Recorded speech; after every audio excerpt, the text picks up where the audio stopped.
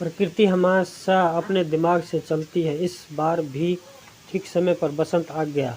पतझड़ के मौसम के बाद हर बार बसंत को बसंत का इंतजार रहता था, लेकिन इस बार बसंत की जिंदगी का पतझड़ खत्म ही नहीं हो रहा था।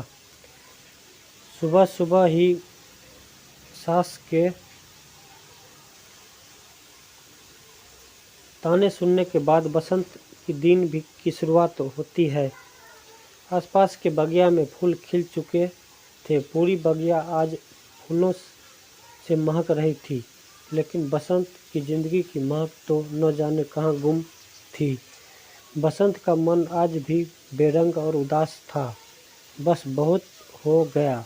क्या मेरी ज़िंदगी में सिर्फ ताने ही लिखे हैं? क्या मेरी ज़िंदगी में कोई मोल नहीं है? बस इन्हीं सवालों को सोचती हुई वह उस दोराहे तक आ गई जहाँ एक रास्ता उसके मायके की ओर आ रहा था और एक रास्ता उसके ससुराल की ओर, लेकिन दोनों रास्ते पर उसे कोई मंजिल नहीं नज़र आ रही थी। कहाँ जाना है बहन जी? ऑटो वाले ने पूछा। कहीं नहीं कहते हुए मन ही मन बुदबुदाए जा रही थी। माँ ने पराया धन समझ कर दूसरों को सौंप दिया और सास की पराई जाई कहकर प्यार और अपनापन नहीं दिया। बहन जी, ये फूल लीजिए, घर के फूलदान में लगाइए, घर महक उठेगा। मुझे नहीं खरीदना कहकर फिर ही मन बुदबुदाए जा रही थी। घर ऐसा कैसा घर? मायके में भाई ने कहा, अब यह तेरा घर नहीं। ससुराल में पति ने कहा, यह मेरा घर है। मेरे पास तो कोई हुनर भी नहीं है।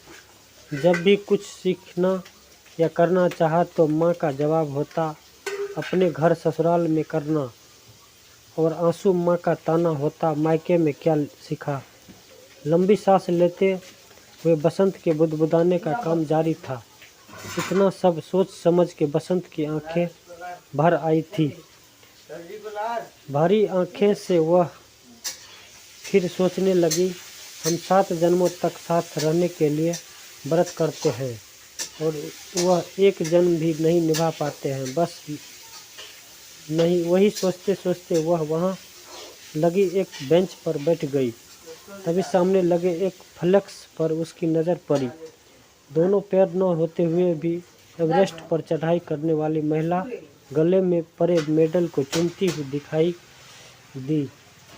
उसने बड़े गौर से उस फ्लेक्स पर देखा, फिर अपने आप पर गौर किया। कुछ ही पल लगे उसे संभलने में। एकाएक उठ खड़ी हुई। उसे तो जैसे अमृत की बूंद मिल गई थी। ईमानदारी और आत्मविश्वास के साथ दोनों राहों को छोड़कर निकल पड़ी अपनी राह खुद बनाने।